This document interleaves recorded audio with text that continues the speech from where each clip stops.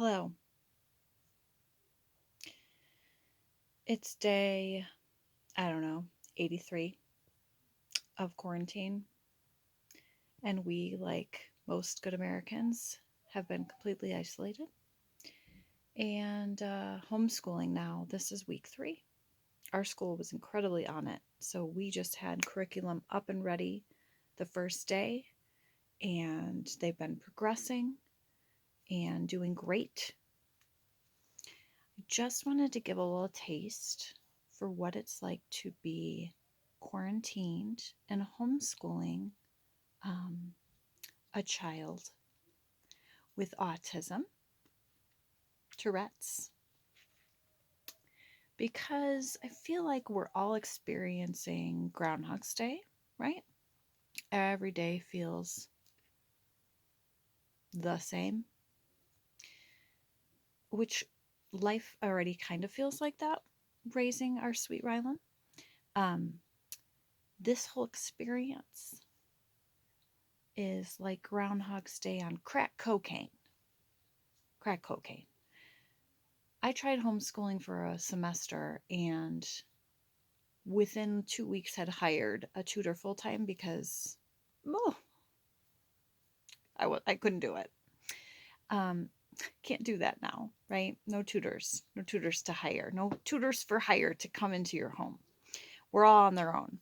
So, but when you're doing this with a kiddo who has autism and Tourette's, how can I best describe this? Groundhog's Day on crack cocaine would be the first one. So this is an example of how this goes, and this isn't even taking into account my other child who is doing so amazing, but she has dyslexia and needs a lot of help as well. Rylan needs like this, like, here I am. Oh, what's next? Okay. Oh, what are you working on? Oh, uh-oh. Uh-oh, yes, I know there was a bird outside. Oh, back to it. Let's get back to it. Oh, yep, I know you're hungry. Oh, you have to poop. Oh, you just pooped. So whenever he learns something that he's excited about, it's great, except that it becomes an obsession. And so, like, we've been talking today, for example, about mud skippers. Mud skippers are apparently a fish that can live out of water 90% of the time. I know a lot about them. And then that turns into, well, we need to get a mud skipper. Oh, no. Um, yes, we do. We need to get a mud skipper. And so I'll say, go research mud skippers. Reagan, mom said we might get a mud skipper. No, no, we didn't.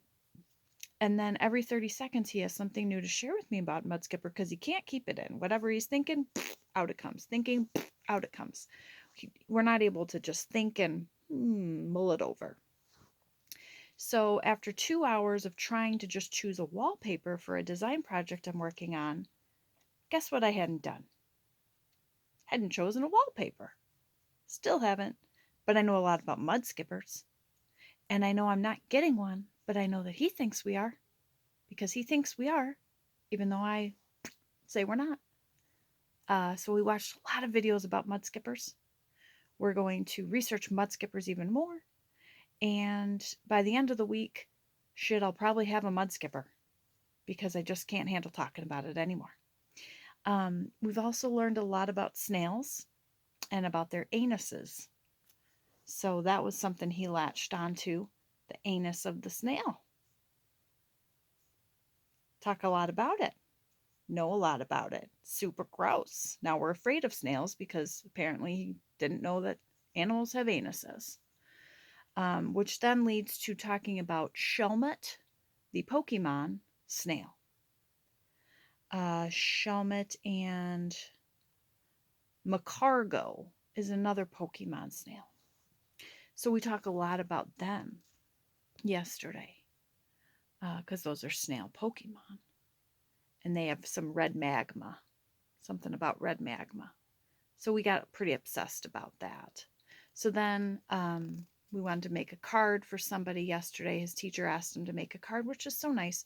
But of course, it needed to be all about that Pokemon. Well, no. That Mrs. Vanderwood's not interested in Shelmet, the Pokemon. So we spent a couple hours talking about why. Why? Why isn't she interested in that? Well, I don't know. She's a 30-something-year-old woman. She's not interested in showing at the Pokemon. We don't get that.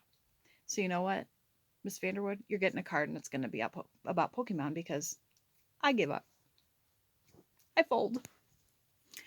Let's see. That's a little taste. Yeah.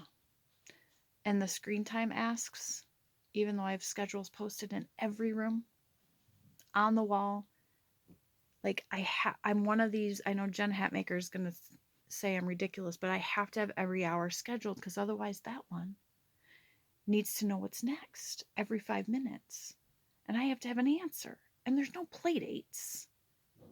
No play dates. But we still get asked about screen time every 5 minutes. When is screen time? Oh, look at your schedule. When is screen time? Oh, shoot, there's the schedule. If I had a schedule on my face, he would pick it up, lift it up, and say, when's my screen time? This is forever, isn't it? It's frickin' forever. I'm out.